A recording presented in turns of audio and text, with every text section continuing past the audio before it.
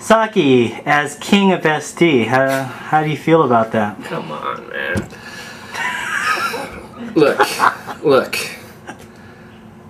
There's only one king. That's Elvis.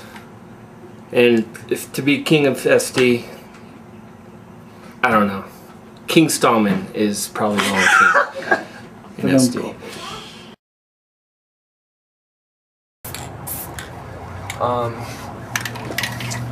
Ray, at the time, who was teaching us some breaking, because he learned it from some cat from New York, so he knew all the footwork. He worked with my sister and my brother.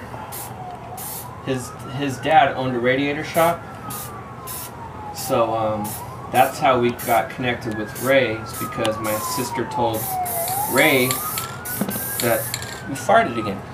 That you know, we're looking for someone to teach breaking, or you know, how to do it properly and all that stuff.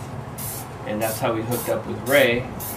And actually Quasar came over to our house because he was breaking, and we didn't even know that we were doing graffiti at that time. They were doing graffiti and we were doing graffiti. And so that was a pretty crazy coincidence there. But then when I used to practice outlines on the ground with Windex, not Windex, but it's the window spray or Pledge. It was Pledge, and I liked how the caps, because you know, it would cut clean. So I would practice outlines on the front of our house, and Ray came over to teach us, and he looked. He's all, "Who did the graffiti?" We're like, "We did." He's all, you guys write too?" We're like, "Yeah." He's all, "Pfft." You know, so that's how we hooked up with San Diego, with downtown San Diego. Not downtown San Diego, but south. You know, over by 32nd Imperial's area. That's where Quasar and them lived. Yeah, man, it was just them and us at that time was painting. It's pretty crazy. And this was 82? This was 80, 83. Where's Quasar now? Supposed to be homeless, man. Oof. Nice. Damn, that was revolting. Yeah, so yeah, he's supposed to be homeless, man. Pretty sad, man. All that talent. Life is hard sometimes. Yeah, sucks. Look at that, dude. Sometimes, whoa. What kind of creature is that? Gently coming up to prey. Attacking. Hi, Dondi. It's Cat Dondi again. Tell Dondi to play with Sky. I gotta look at this grass, dude. Usually she does it right at me. Yeah. I mean, at least David Letterman. At least she throws it to you. Give me ball, Sky. Sky, ball. Yeah. Told you. David Letterman, man. Doing called Ill Repute, House of the Ill Repute. It's kind of a murder mystery. Like a little story. Yeah, pretty much. A little story. Wow. So there's like clues, little murder weapons that was used on the broads, and you know, it's a whodunit type of dealie. Kind of like a Sir Arthur Conan Doyle. If you will. Yeah, all the pieces are all pencil graphite. So. Ticonderoga number 2, or? It's a yellow pencil. I'm using a Rexel Cumberland. Usually I use these though. I like these ones. They're made in Germany. These are in Great Britain. These they were once warring against each other. I have heard you've been pretty good with the pencil fighting technique. Maine. How many times has I beaten you? Near the I think you've beaten me only once. I do it one shot. Bam! I'll take on anyone. Wow.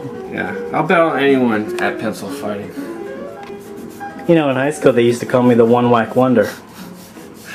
They still do. Man. They still do. What do you hope to accomplish? Recognition. The wreck? Recognition. Some fame? Some gallery work, a lot of gallery work. Some fame? Some money? More commissions. You know, selling my artwork, of course. It's always a good thing. Traveling.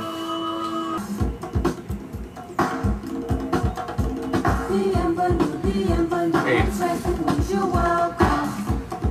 This is another song that got complaints. This song? Yeah. This song. It's too Southly or whatever.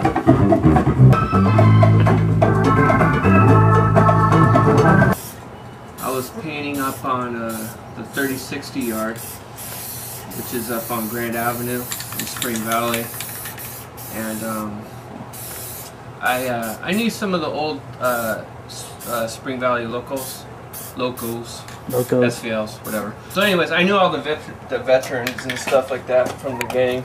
There's this old, it said Spring Valley on Grand Avenue, and it was,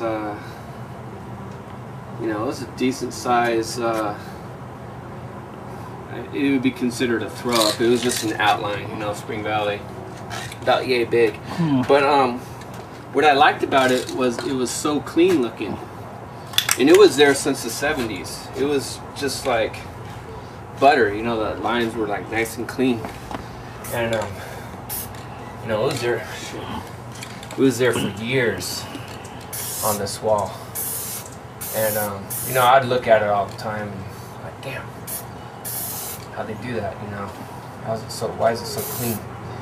And so anyways, the guy walked by and I asked him, I said, hey, Ma, how do you get it to look like that? You know, that thing's been there forever, and you know, that stuff's clean. And he's like, oh, you got to get you know, they're phantom caps, Holmes. You know what I mean? Like that, you know. He's like, they're phantoms. Like phantoms? He's like, yeah, you get them on the get them off of the what do you call it? The shortcuts, or not shortcuts, but the plastic coat. They're the small cans. And he's like, yeah, you also could get them off of the Krylon Clear. And I was like, oh shit. So we, you know, immediately I ran freaking down to Builders Emporium. Haven't heard that in a while. Yeah, which doesn't exist anymore. And proceeded to rack some caps, and that was it, man. That totally changed everything, I think. And you know, boom, told Quasar, and dude, and they've been using that shit since the 70s.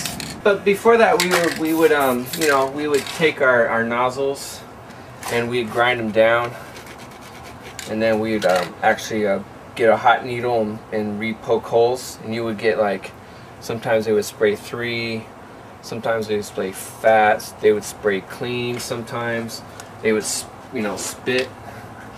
So we were doing that for a while, you know, until, you know, the discovery of the Phantom Tip. Thank you, Droopy. I think his name was Droopy. Can't remember. From the Spring Valley locals. Spring Valley SVLs helped graffiti in San Diego, believe it or not. We met those in '88. So that's 2 years of knowledge we could have had. So when this guy taught you about breaking, you started breaking also in '83?